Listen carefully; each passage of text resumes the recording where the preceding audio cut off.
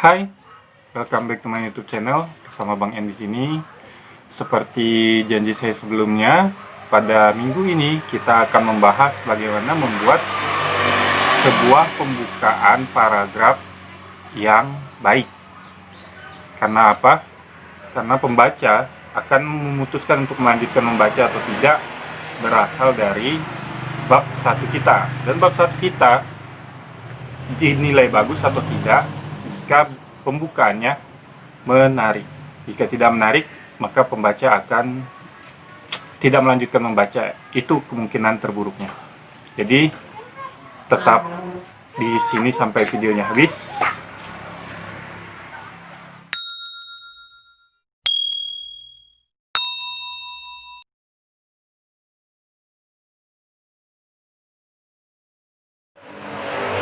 Sebelum pembaca memutuskan untuk membaca novel kita sampai habis, biasanya ada beberapa kriteria yang dia lihat.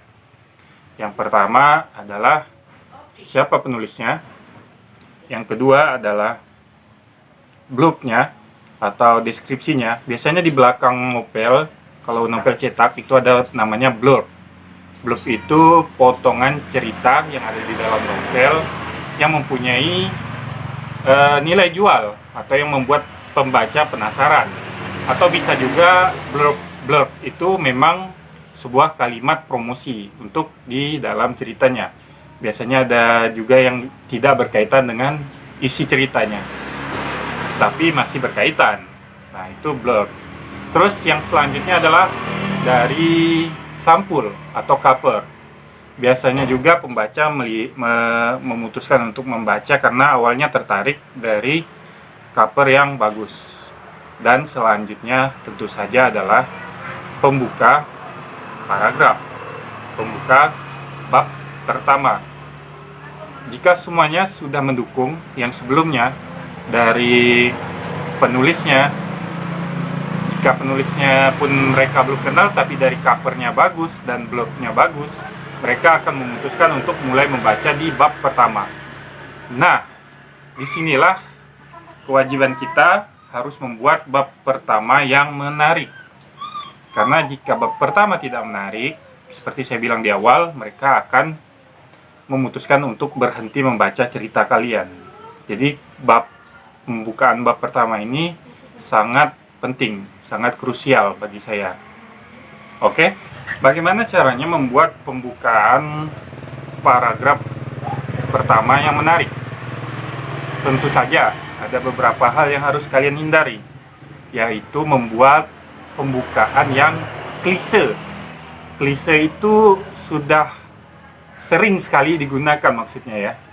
Jadi misalnya ada adegan si tokoh, kebiasaannya nih ya, cerita fanfic atau fiksi remaja, itu si tokoh utama ceweknya bangun kesiangan, terus diteriakin bisa orang tuanya, bisa abangnya, bisa kakaknya, dan dia bergegas mandi, ganti baju, turun. Biasanya ada yang sarapan ataupun yang langsung nerobos tidak sarapan lagi.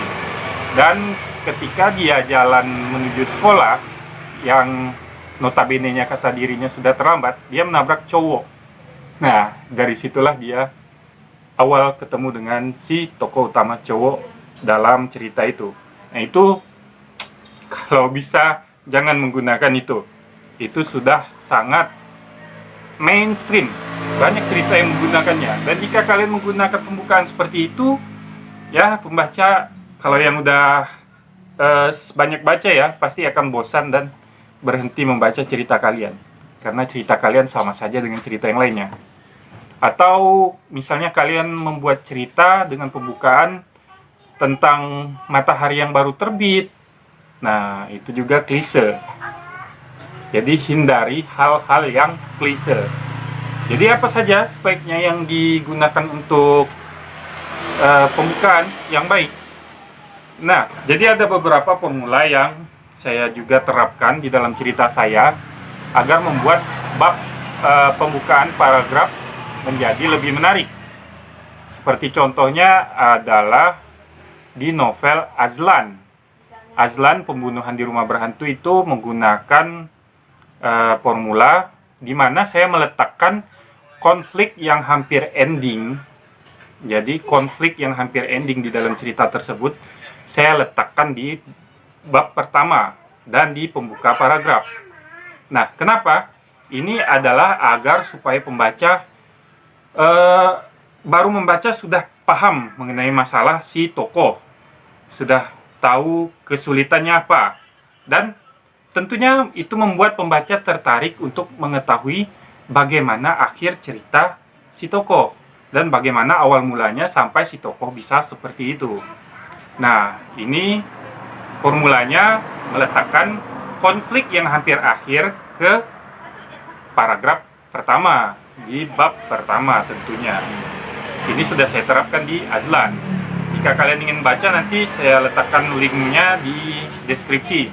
Dan ini masih gratis ya, masih gratis karena sebenarnya saya dikontrak di platform Dreamy. Saya nggak tahu kapan udah mulai berbayarnya, jadi selagi gratis kalian bisa membacanya. Ini cerita detektif. Selanjutnya yang kedua adalah dengan memulai cerita dengan yang biasa-biasa saja. Nah, selain dengan memulai konflik pun, konflik di awal, memulai cerita dengan narasi, langsung dengan dialog tokoh, atau dengan scene yang melibatkan aksi dari si tokoh, itu tidak masalah. Selama penulisan kalian, narasi kalian, dialog kalian efektif. Jadi dialog dan narasi benar-benar berpengaruh kepada plot cerita. Jangan membuat narasi dan dialog yang mutar-mutar, tidak tentu arah. Nah, di situ pembaca pasti akan mulai men-skip cerita kalian. Nah, jadi di tips yang kedua ini atau yang di formula yang kedua ini adalah kita memulai dengan narasi atau dialog yang biasa dulu. Namun begitu di pertengahan atau hampir mendekati akhir cerita, kita masukkan konfliknya. Kita buka konfliknya. Apa sih permasalahan yang sebenarnya dihadapi si tokoh utama? Nah, kita buka itu. Pasti pembaca akan merasa penasaran. Dan tentu saja dia akan lanjut membaca ke bab berikutnya. Nah, formula yang kedua ini saya terapkan di cerita horor saya yang pertama, Rumah Jingga. Rumah Jingga itu diawali dengan dialog suami istri. Dan si tokoh utama sebenarnya adalah, saya bocorkan di sini, Rumah Jingga adalah tokoh utamanya si hantu kuntilanak bernama Jingga. Makanya judulnya Rumah Jingga. Nah, jadi ada percakapan suami istri di dalam kamar dan ada narator yang mengamati percakapan mereka. Narator di sini ibaratnya seperti saya bilang kemarin, POV ya, atau sudut pandang. Jadi seakan narator dari POV 3 atau sudut pandang orang ketiga. Namun padahal sebenarnya itu adalah si tokoh utama yang sedang mengamati mereka, yakni hantu, si kuntilanak Jingga. Nah, ini formula yang kedua. Oke, kita lanjut ke formula yang ketiga. Masuk ke formula yang ketiga. Di sini hampir sama dengan formula yang pertama, yaitu menempatkan konflik di awal paragraf.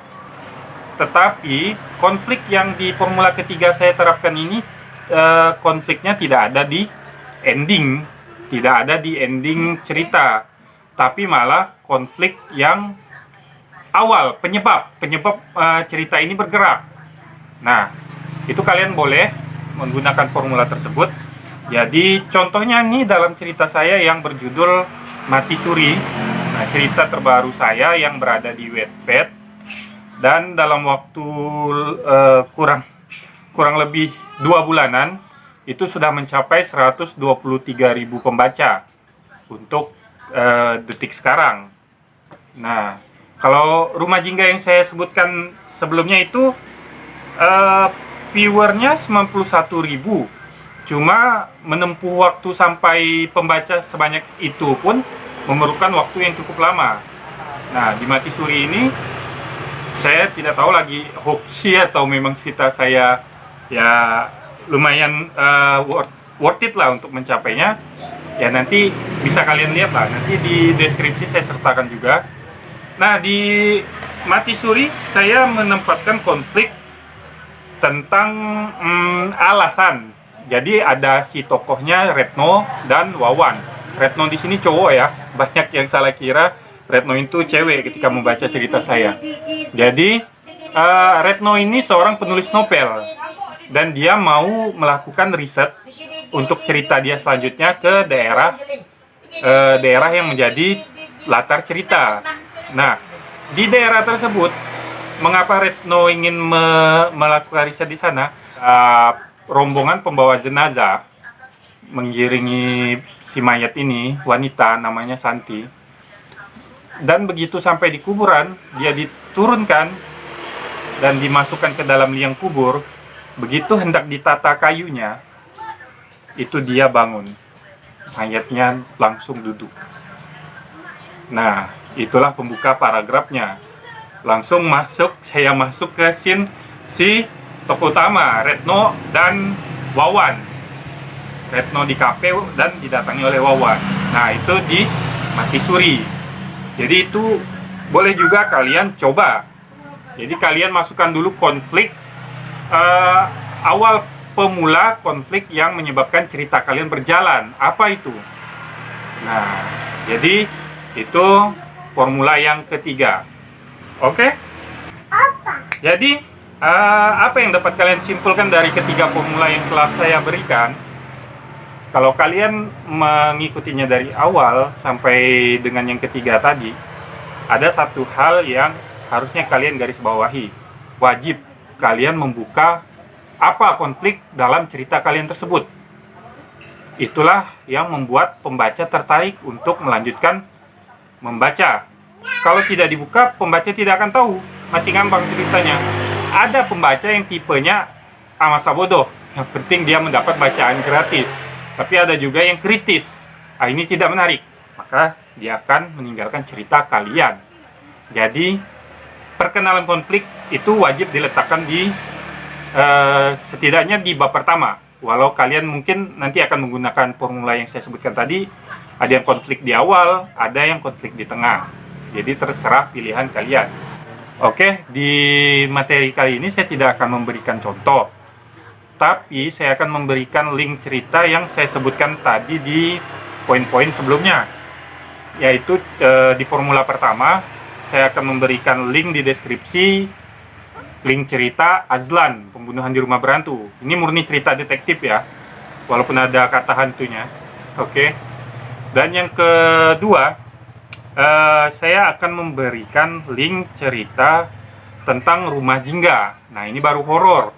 Walaupun namanya, judulnya kurang horor, tapi ini horor.